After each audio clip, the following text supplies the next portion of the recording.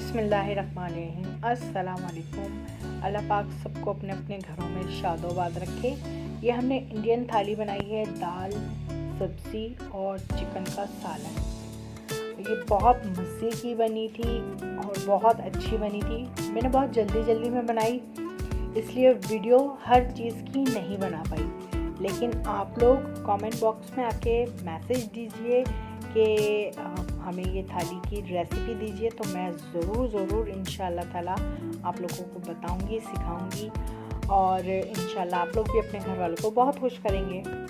इसे भी इंडियन थाली कहते हैं और इसमें तमाम चीज़ें आप नान से, रोटी से और अपना पराठे से खा सकते हैं।